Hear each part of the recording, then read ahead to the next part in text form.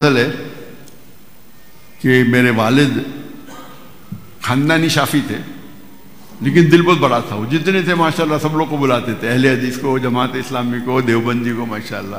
تو بچپن سے ہر ایک سے میرا گفتگو تھا، ہر ایک سے ملاقات تھی، ہر ایک سے میں سیکھا.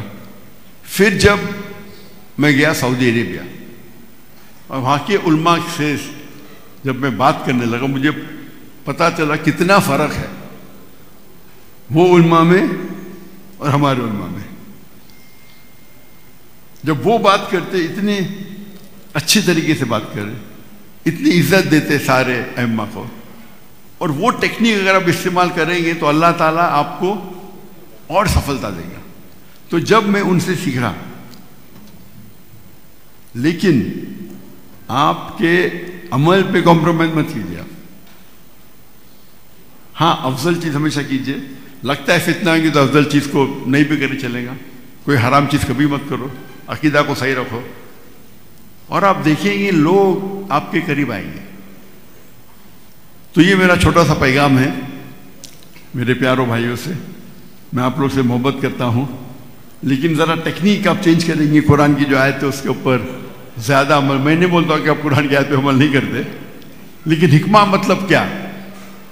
کبھی کبھی آپ کو شعر بننا پڑتا ہے، کبھی کبھی پیار سے بات کرنی پڑتا ہے، کبھی کبھی لوگوں کو اپنے قریب لانے کے لیے، اپنے قریب لانے کے بدلے اللہ کے قریب لے کے آؤ. اور یہ بمبئی میں نے اس کا ایکسپیریمنٹ کیا. جب میں انگریزی میں بات کرتا تھا، سارے علماء، سارے فرقے کے عمرہ ڈاکٹر ذاکر نائک کو سنو. جب میں اردو میں تقریر کرنے لگا تو فتوے لگ گئے ذاکر کافر ہے. ارے میں انگریزی میں بولا تو کافر نہیں. اگر انگریزی میں کافر بولے تو اللہ کی بات ہے. لوگ اکثر بولتے ہیں انگریزی، انگریزی میں کمپٹیشن نہیں. اردو میں کمپٹیشن ہونے لگا تو ارے اس کے لیے 2 لاکھ 5 لاکھ 10 لاکھ تو کفر کا فتویٰ اکثر جماعت. تو میں نے سوچنے لگا کہ میں تو کہتا ہوں میں قرآن اور صحیح حدیث پہ میں ہمیشہ کہتا ہوں، آپ میری تقریر سنو، قرآن اور صحیح حدیث پہ عمل کرتا ہوں. تو جب ہم کانفرنس کر رہے، میں نے کیا جو لوگ مجھے گالی دیتے تھے میں نے ان کو میرے منچ پہ بلایا. تو ہمارے لوگ ذرا ناراض ہو گئے، ذاکر بھائی کیا کر رہے ہیں؟ تو میں ان سے کہنے لگا میں نے کوئی قرآن کی آیت نہیں پڑھی جہاں لکھا ہے کہ ڈاکٹر ذاکر نائک کو جو کوئی خلاف ہے تو جنت میں نہیں جائیں گے. میں کوئی صحیح حدیث میں پڑھا ہی نہیں کہ ڈاکٹر ذاکر نائک کے خلاف ہے تو جنت نہیں جائیں گے. تو میں کہتا ہوں اگر یہ اللہ اور اللہ کی رسول کی بات کو پھیلا رہے، میں جو افضل سمجھتا وہ نہیں سمجھتے، لیکن بنیادی بات توحید ہے، بنیادی بات رسالت ہے. اس پہ تو ایک ہے. میرے سٹیج پہ آ کے میرے خلاف بات کیے اور میں چپ رہا. اس کے بعد وہ دوست بن گئے، میری تعریف کرنے لگے، لوگ مجھے سننے لگے. تو اگر آپ اس حکمت، اور میں سب جماعت کو بولتا ہوں کہ میں نے کہتا ہوں، اور یہ جب میں مدینہ میں اور ریاض میں علماء سے سیکھا تو وہ کہتے بھائی چاروں ائمہ اپنی جگہ پہ، لیکن چاروں ائمہ سے کوئی فتویٰ ہے بھلے افضل نہیں ہے اور کوئی فالو کرتا ہے اس کو صحیح سمجھ کے تو گناہ نہیں. یہ بیسک اصول ہے.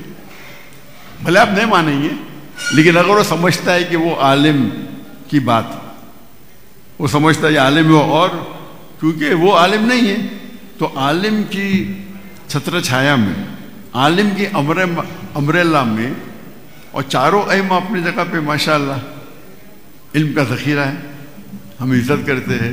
تو اس بات پہ کیونکہ ہم آج سمجھتے یہ افضل ہے، اس بات پہ اختلاف ہو تو نقصان زیادہ ہمارا ہے. غیر مسلم دیکھیں گے مسلمان دکھتے ہیں وہ حنفی کے، شافعی کے، حنبلی کے، مالکی کے، سلفی کے، جماعت اسلامی، دیوبندی کے، بریلوی، وہ دیکھتے ہیں مسلمان پیٹو.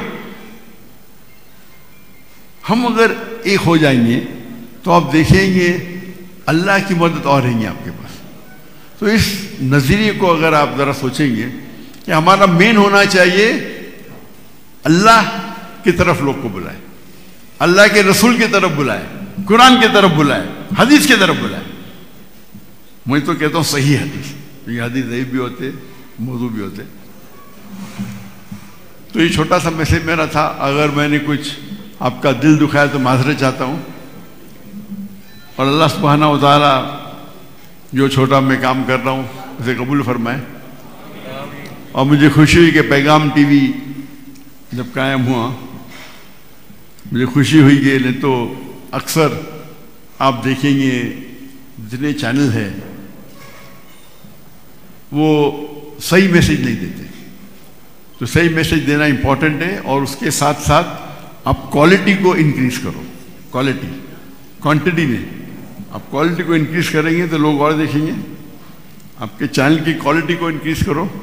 نمبر آف پروگرام ضروری نہیں، کم پروگرام بناؤ. ہم بہت کم پروگرام بناتے ہیں، لیکن ایک پروگرام کی جو تعداد ہے دیکھنے کی وہ زیادہ ہونا چاہیے. کوالٹی کی پروگرام اگر آپ پروڈیوس کریں گے تو لوگ اور دیکھیں گے، شیلف لائف بھی زیادہ رہیں گی اور ثواب بھی آپ کو زیادہ ملے گا. اس پیغام کے ساتھ میں میرے چھوٹی سی تقریر کی ختم کرتا ہوں. وآخر الدعوانا الحمدللہ رب العالمین.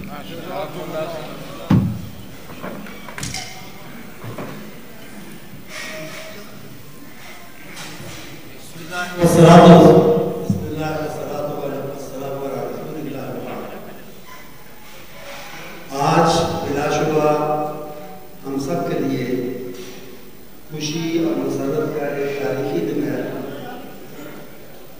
جبکہ آج کے عالم اسلام کا فخر اور عظیم ترین داعی جناب ڈاکٹر ذاکر نائک صاحب مہربانی فرماتے ہوئے ہمارے پاس تشریف لائے. میں اپنی طرف سے، اپنی پوری جماعت اور وفاق کی طرف سے اور اہل پاکستان کی طرف سے ان کا اور ان کے صاحبزادے جناب فارغ نائک صاحب کا دل کی اتھاہ گہرائیوں سے، رسمی طور پہ یہ الفاظ میں ادا نہیں کر رہا، دل کی اتھاہ گہرائیوں سے ان کا اور ان کے صاحبزادے کا شکریہ ادا کرتا ہوں. اس کے ساتھ ہی میں شکریہ ادا کرنا چاہوں گا جناب میاں منظور احمد صاحب کا، جناب مستعصم صاحب کا. اگرچہ ڈاکٹر صاحب نے فرمایا اپنی گفتگو کے شروع میں کہ وہ مہربانی کر کے خود تشریف لانا چاہتے تھے، لیکن ان کی آمد میں جو سہولت فراہم کی ہے اور جو مدد فراہم کی ہے ان دونوں حضرات نے، میں اس کا بھی شکریہ ادا کرنا چاہتا ہوں. اس کے ساتھ ہی میں حکومت پاکستان اور حکومت پنجاب کا بھی شکر گزار ہوں، جنہوں نے اس کے لیے سیکورٹی وغیرہ اور دوسرے بندوبست کیے. اور آج کی ہماری یہ اہم ترین اور انتہائی قیمتی ملاقات محترم ڈاکٹر ذاکر نائک صاحب سے ممکن ہوئی. میں ایک دفعہ پھر ان کا شکریہ ادا کرتا ہوں.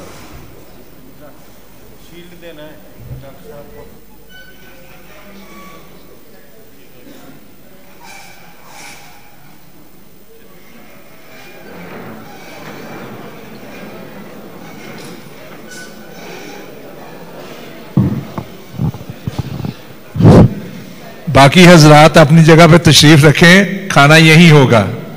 آپ اپنی جگہ پہ تشریف رکھیں، مہمانوں کو جانے دیں وزٹ کے لیے.